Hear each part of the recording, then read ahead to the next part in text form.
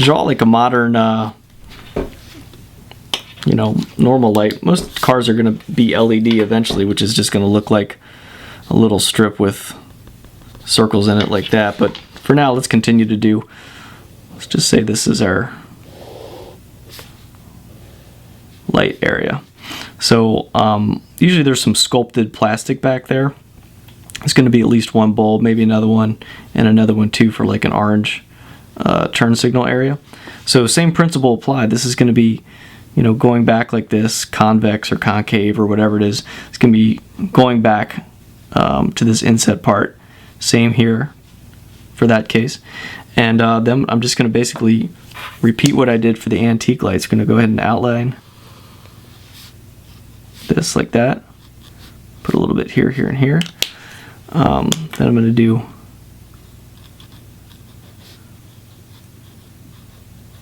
these horizon lines.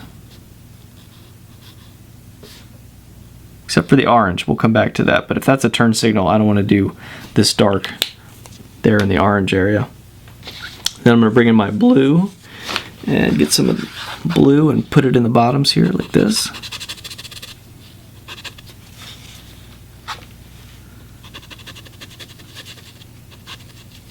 Like that. Then get my eraser and take care of the overspray there. Then get my brown, bring in some dark to the top.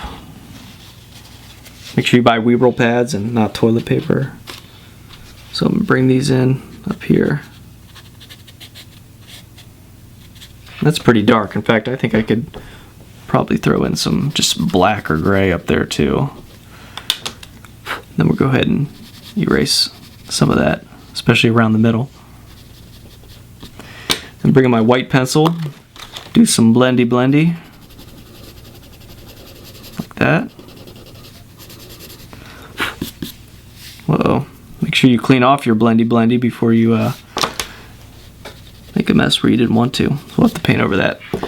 Anyway, and now what we're going to do is we're going to go ahead and just cover that whole orange area orange, and I'll show you how to add the depth to it later. Alright, so just going to make that orange and keep it there. Then what I'm going to do with my black is just pop some more of that out like that, like that. And then let's bring in our, actually no, let's hold off on the magic white paint. In this orange area, what I would do now is take a cool gray marker and try to mimic some of that depth. Let me find one here. With gray. And then after you have some gray on it, go back and do it over with your orange. And it'll bring some of that depth to the orange area. Alright, so now we're going to get our paintbrush and our white paint here. And let's go ahead and do the pop just like last time, like that. Maybe the orange isn't going to have as much because it's much darker, but this is all clear. And then there are some of those lines like that, but they're not as uniform as the older style, so I just kind of make it up. But you can go out and look on a car and see. Don't grid the whole thing, but it works. It looks really cool. Alright, and then I may throw some highlights up at the top, and then down at the bottom again, like here. And it'll pop even more when it's actually on a car, and the car is a different color. Alright, over here to our orange, I'm going to go ahead and outline the orange portion with the paint, just like that. And then I am going to do some of the grid things.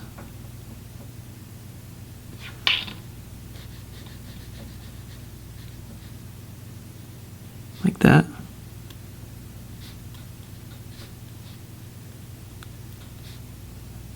And in all of these, I kind of have the idea of an angle coming down like this, so everything's coming at an angle.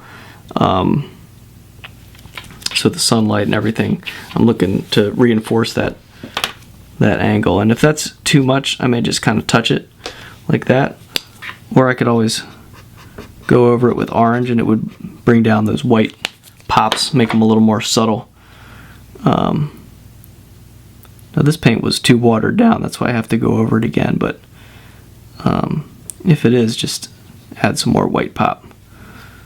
And that's how you make some decent looking headlights that are pretty realistic. So now what we would do if this was a real car, you know, we would just add on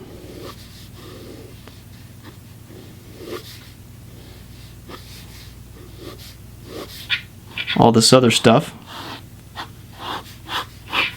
There you go. Alright, so that would be our front of our car and our headlight.